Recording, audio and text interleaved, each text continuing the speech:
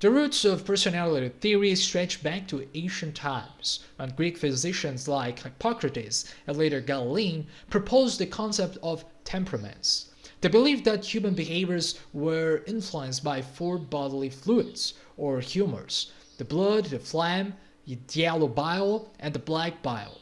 Each humor corresponds to a temperament: sanguine being optimistic and social, phlegmatic being calm and reserved, choleric being ambitious and leader-like, and melancholic being thoughtful and introspective. Though primitive, this idea laid the foundation for understanding personality difference throughout time.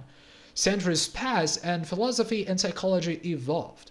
And in the early 20th century, a Swiss psychiatrist named Carl Gustav Jung built upon these ancient ideas and introduced a revolutionary concept in his 1921 book, Psychological Types. He rejected the idea that human personality could be reduced to a simple bodily fluids and instead focused on how people perceived the world and make decisions, that is, psychological or psychic, as he says. Carl Jung's concept of psychological types was not developed in isolation, although. It was a combination of years and even decades of study, clinical observation, and inspiration drawing from literature, philosophy, and earlier psychological theories. Jung was influenced by thinkers such as Friedrich Schiller, Johann Wolfgang von Goethe, Friedrich Nietzsche, and William James, and even ancient philosophical traditions.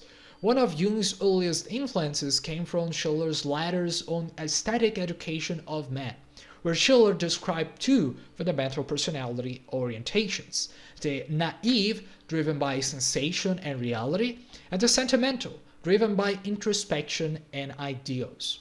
This idea of contrasting psychological tendencies later resonated with Jung's division of extroversion and introversion. Another key influence was Goethe, particularly in Faust, where the titular character embodies an intuitive and idealistic drive, while Mephistopheles represents a skeptical, rational perspective.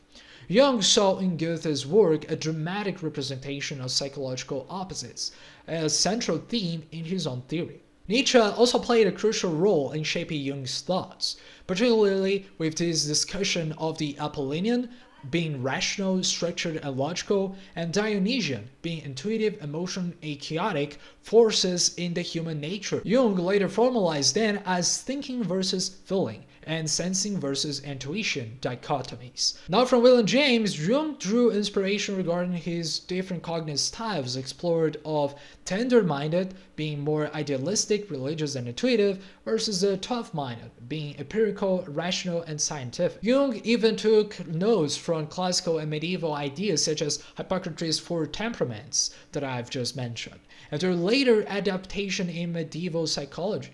While he did not directly base his types on these, he saw them as an early attempt to categorize these human differences. His clinical work also further shaped his ideas. Observing patients, colleagues, and even friends, Jung noticed these distinct ways that people approached life.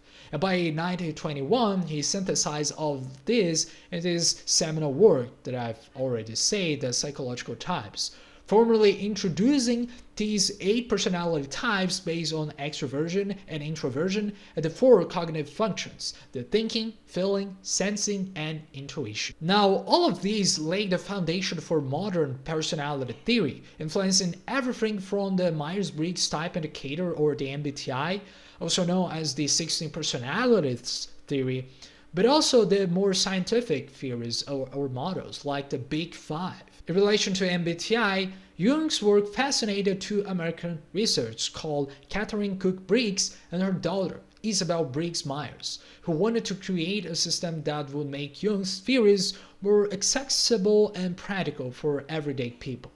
So during the World War II, Catherine and Isabel saw a necessity to help individuals find careers that suited their personal inclinations. So they expanded Jung's idea into a structured assessment called the Myers-Briggs Type Indicator, or MBTI.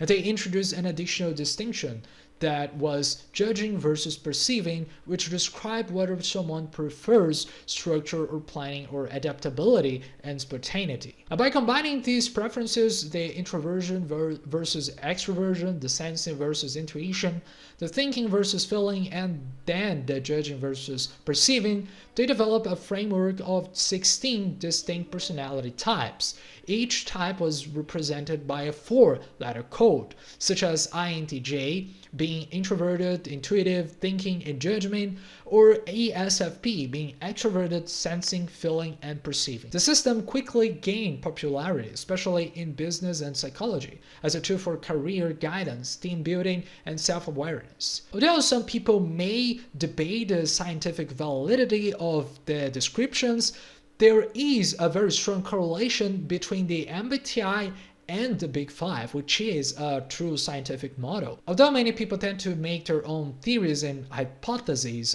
surrounding the 16 personalities, the Carl Jung's psychological types is a foundation for all of these theories, after all. Besides also having a great knowledge in Jungian theory, as you can see here, and in the cognitive functions model, I can help you not only discover your personality type, if necessary through ideographic methods, that is, without using tests or assessments, only dialogue, but as well as to know how to better develop your personality through the incorporation of these functions, your shadow or other archetypes. So if you want to book a session with me, you can check the link in the description and choose the option you will like. In addition to this, the Jungian and the 16 personalities theory also allow us to create another theory called the golden pairs, which in a sense would be the types to get along the best with each other according to this table here.